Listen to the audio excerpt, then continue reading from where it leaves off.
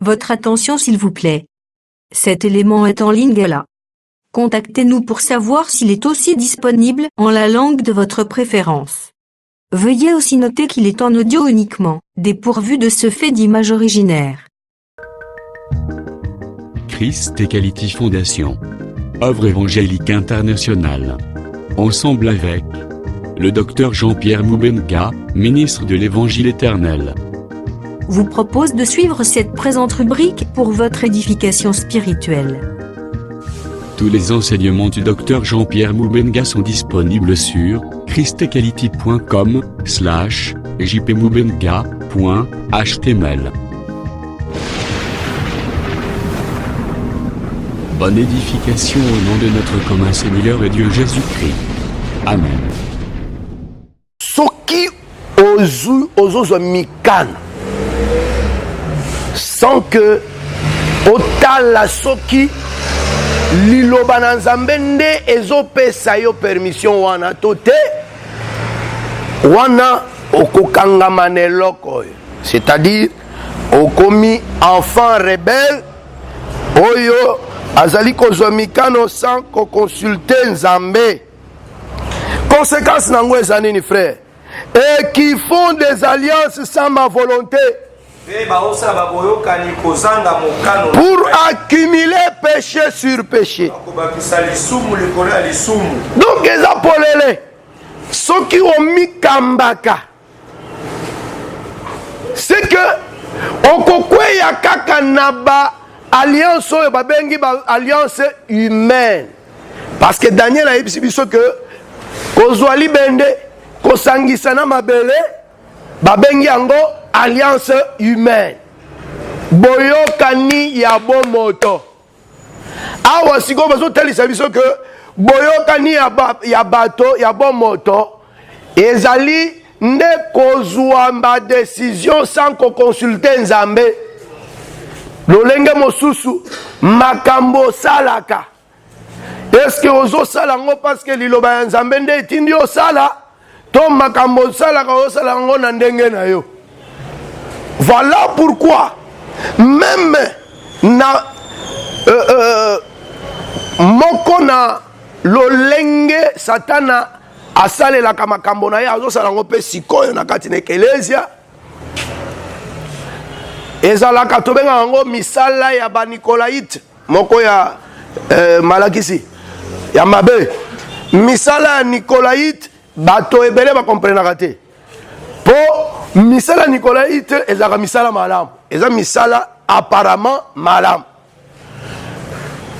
mais boni nzambe atelemelaka yango eningi koloba kokaba, kosunga bato, kosalaka boye makambo malamu. Makambo wana nyonso ya malamu moto koki kosala yango mpe me ntango nzambe azotala boye abwaki yo na lifelo yo na misala wana ya malamu. Ntango nini?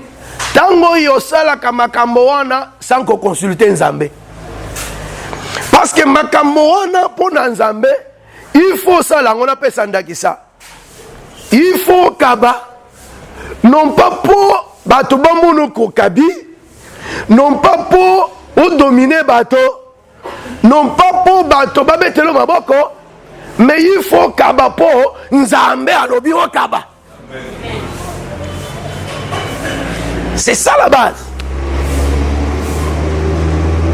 Mais Satan a yebi que moto azalaka faible pour séduire akoya abandi kosala misala wana mazo sala ngona ba motif na ye impur.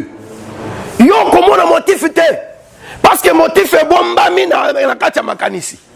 Yo komona be mosala soko teli mosala okumisa ntuka nzambe azali awa oyo azana nzambe po omoni mosala malamu, automatiquement ozala dupe, bakomema yo na mayele mabe, bakomema yo na adoration ya mabe. C'est pourquoi il faut tango moni bongo osenga na nzambe pe bososoli discernement. Et tango nzambe opesa discernement des esprits, nous comprendre que c'est par un motif impur oyo likambo izo salem et le konyo c'est ça mais un motif impur kolanda ngote nzamba santé nakati. C'est comme ça que tolobaki que sur le plan et la prophétie ndenge tozoloba d'une manière générale totalisaki que Satan kobimanaka tia Israël aye ko confirmer que Israël a tikali vide Nathan oyo Israël a boyi Jésus, a rejeté Jésus. Et à ce moment-là, Israël a tikali vide pour la nini. Parce que eloko ezali ko la force ne baboto lango bapesango biso bikolo. Donc richesse ya Israël biso tozalango lelo. Israël côté naye a tikali vide. C'est pourquoi José là que kaka richesse oyo yango ne kozongela ye. Parce que bangonde bakolo richesse oyo par rapport à alliance. Et biso pe tozoye bango malamu Paul alendisi biso makambo wana. Atalisi biso que bokanisa te que Israël nzamba rejeté bango libela. Te. Bongo bino yo bato bozalaki elaya ya zamba. Boye boza greffé na ye na trône oyo ezali liloba nzambe bokomi pe bayuda na molimo boni bango moko et atalisi biso ke nzamba kozwa bango pe akoya ko greffer bango akozongisa bango et yango tozoloba boye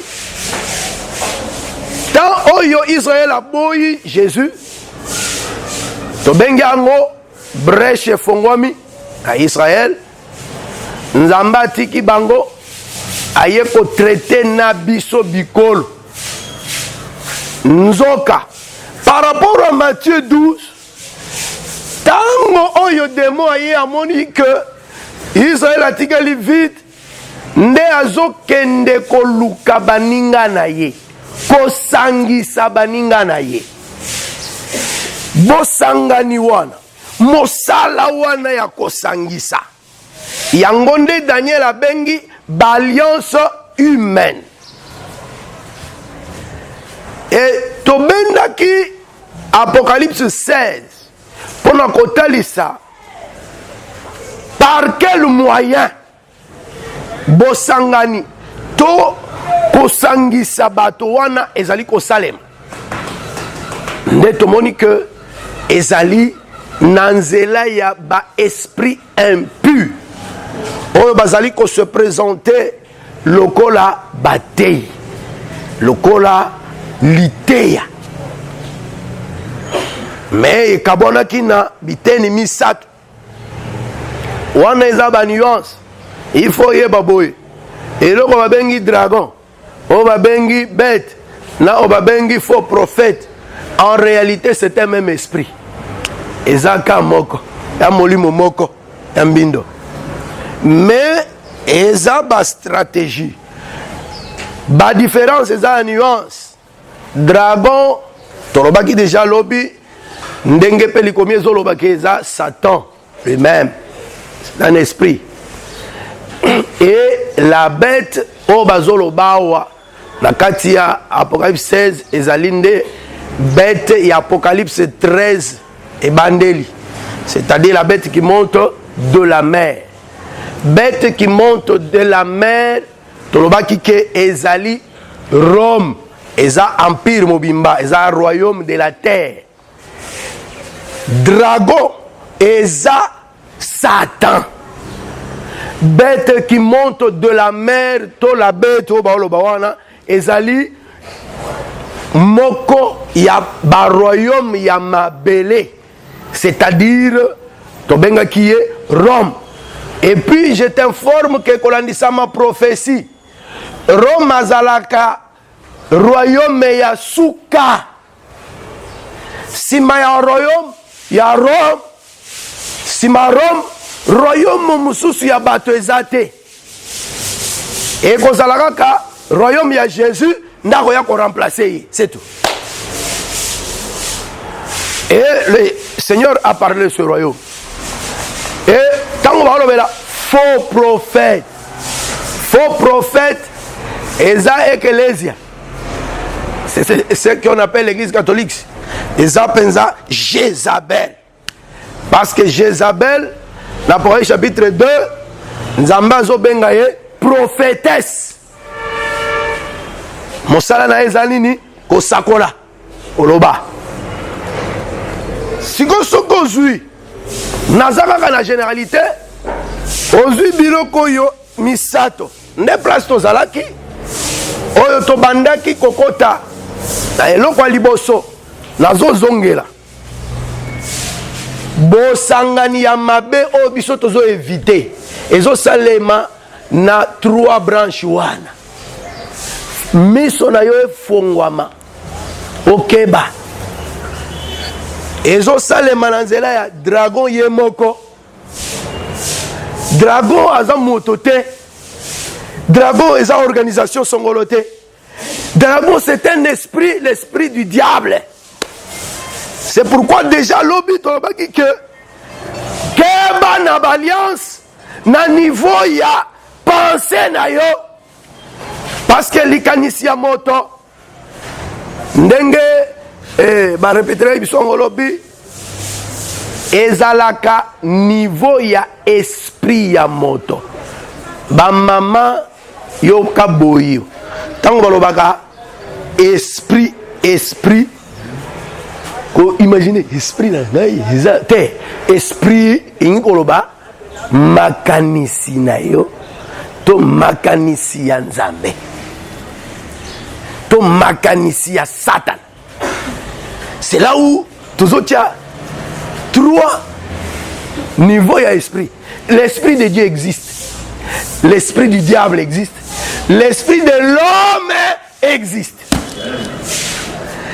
C'est quoi c'est ça l'esprit de l'homme. Donc, pensée Yanzambe Zali. Bible bengango la pensée de Christ. Likanisi ya Satan ezali. Mais likanisi ya moto pe ezali. Pe oyo kosaka moto mingi ezalaka nde likanisi ya moto. Parce que likanisi ya moto eza lokola malamu.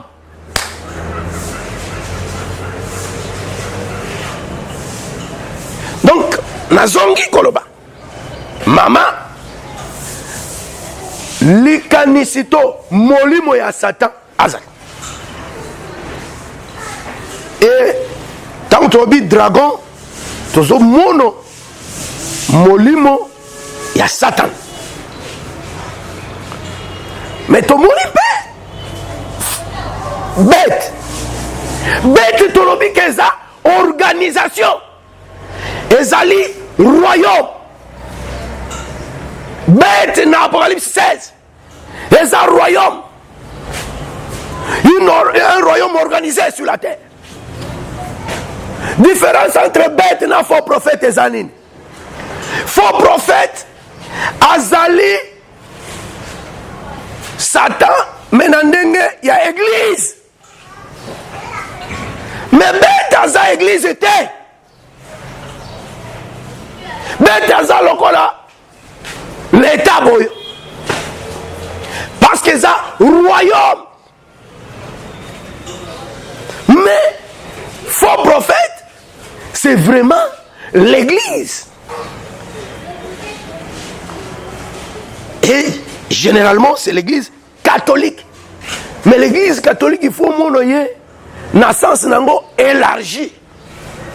Lokola, la fausse église. Parce qu'il n'y a qu'une seule vraie église.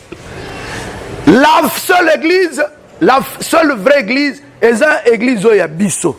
Pour l'église ya biso, l'église ya ba Paul. Amen. Libanda l'église ya Paul. Onyo so benga ma église ou les églises catholiques. Parce que la fausse église. L'église ya Mabé. Selon les Écritures. Ezalakanini. ezalaka moko ya stratégie ya Satan ya kosala pe église catholique ekelama tango bete mosala na ye échoué. Donc le royaume de la terre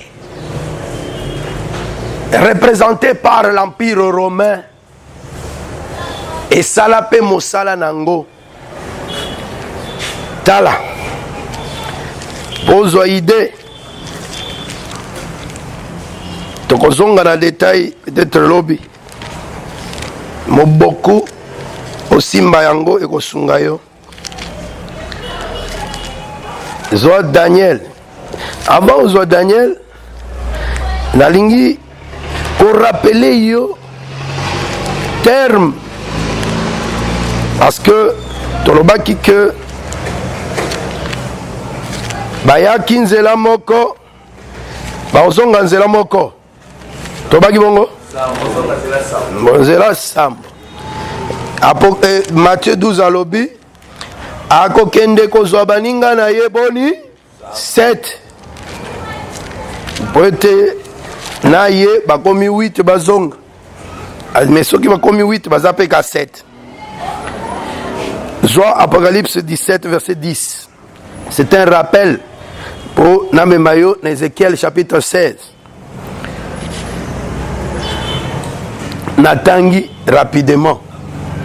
Ce sont aussi 7 rois. Ce sont aussi 7 rois, ils ont interprétation Nimbola, il y a 7 rois. 7. Ils ont mitou, il y a nyama.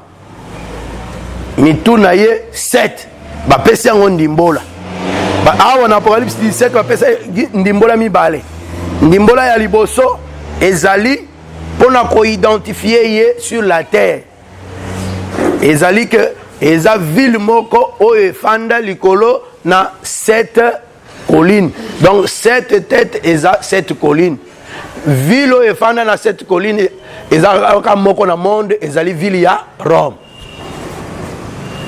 Et puis cette colline ils appellent cette colline boy ngomba boy physique au côté la mise au monian. C'est pour identifier l'origine ou bien identifier et la pensée de Dieu sur la bête. Bongo, deuxième interprétation, balobi que les mêmes 7 têtes, elles ont 7 rois. Et ces 7 rois, Daniel a dit, les 7 rois sont aussi 7 royaumes. Abandi Kolobete, 5 sont tombés. Un existe. L'autre n'est pas encore venu. Et quand il sera venu, il doit rester peu de temps. Il faut que tango tolobelaka wa tolobaka boy que monguna ya liboso parce que Deutéronome 28 ezoloba en terme ya banguna na bino abi banguna na bino bakoya na nzela moko. C'est ce que l'écriture dit, banguna. Et awape tozolobela banguna banguna na biso et ni ko banguna ya Israël. Ndenzamba talisi biso que tolobaka que monguna ya liboso a na 5 qui sont tombés ezanan Égypte. Tolobaki par rapport à l'histoire de l'Égypte. Mais zonano Ézéchiel 16 avant tozonga na Daniel. Ézéchiel chapitre 16.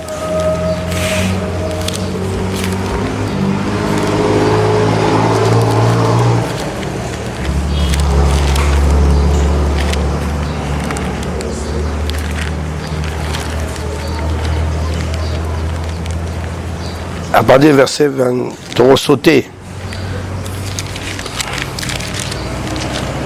Napona, le verset Oizali, plus facile. Au verset 26.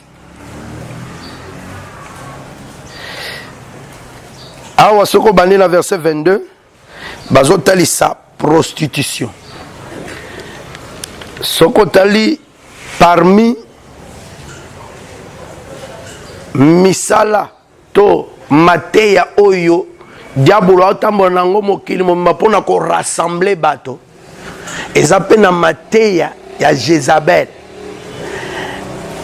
Et na kati na mateya wana okomona que Nzambe azo reproché que azali pe komema bato baldi ya viande sacrifiée pe basanine ba se prostituer basa la prostitution awa Nzambe azolobe la prostitution donc eza moko ya belema na kati ya prostitution na Ézéchiel 16 balobi boy na verset 26 yoko ban na verset 22 tu t'es prostitué aux Égyptiens.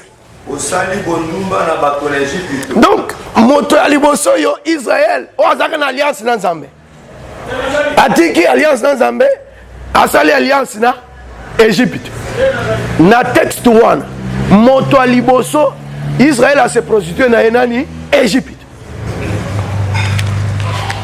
Abi, tu t'es prostitué aux Égyptiens. Tes voisins au corps vigoureux.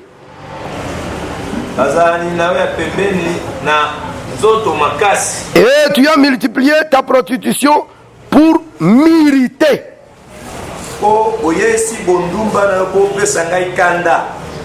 Verset 28.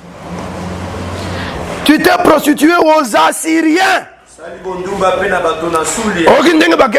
Kinduma mibale. Kinduma mibale batike Egypte bake wapi? Assyrie yaka na sala kindumba nayo. Donc Israël na sala kindumba na Assyrie. Moi sina mbali basangana. Ndenge basangana ina Egypte ba ye basangana pe na Assyrie. Est-ce que na lobi Syrie? Te na lobi Assyrie. C'est le deuxième ennemi.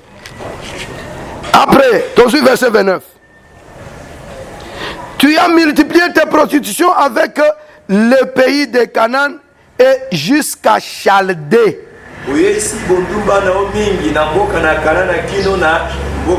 Et avec cela, tu n'as pas encore été rassasié.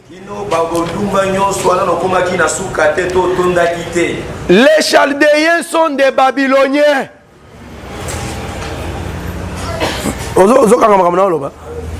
Kangango. Même si on va en retard, mais binobo kangango. Kindumba liboso aka apesi nzoto na Égypte. Kindumba mibale aka apesi nzoto na Syrie. Kindumba misato akangi Babylone. Basakoli balobela makambo wana. Daniel tango abandi kolobela prostitution abandi na Babylone.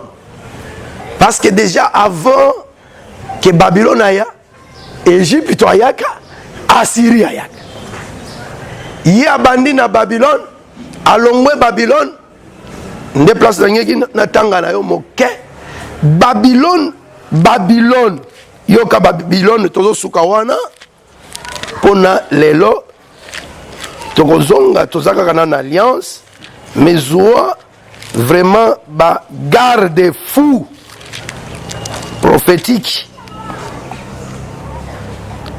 Talandenge va définir bokonzi à Babylone. Tozongi na Daniel chapitre 2.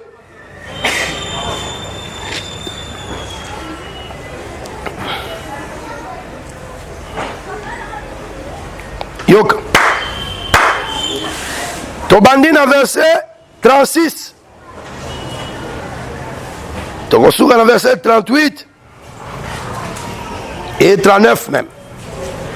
Voilà les songes Nous en donnerons l'explication devant le roi. Oh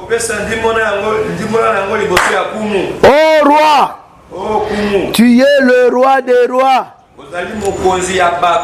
Toi aussi tu éveillé attention à yon alikambo. Moto aloba weza Satan te. Nzambe nda aloba à travers Daniel. Parce que l'esprit qui a parlé à Daniel, c'était l'esprit de révélation. Daniel azoloba na mokonzi ya Babylone abi, oh roi, tu es le roi des rois. Et c'est vrai. Mokonzi ya Babylone azalaki elili to image ya roi des rois. Mais biso to ebi que roi des rois comme on est Jésus. Cela veut dire que mokonzi ya Babylone azalaki anti Jésus. Parce que azui bisika ya Jésus.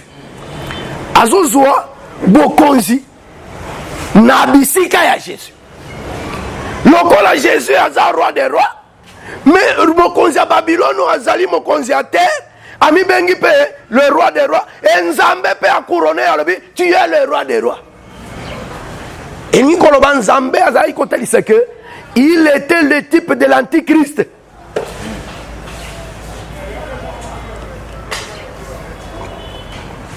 Si quoi alobi boy. Pourquoi il l'appelait roi des rois? Car le Dieu des cieux t'a donné l'empire,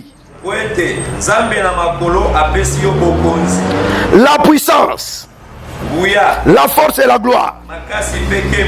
Makamboyo okei na Matthieu 4 okokuta ete Satan tango azo tenter Jésus ayebisi Jésus que omoni baroyaume nyonso ya mokilo na bankembo nango epesa melanga. Mais Daniel ndi azo résoudre le problème abi. Le Dieu des cieux t'a donné ça.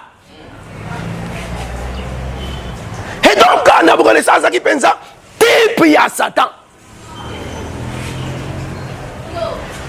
Et Atalisini alobi il a remis entre tes mains en quelques lieux qu'ils habitent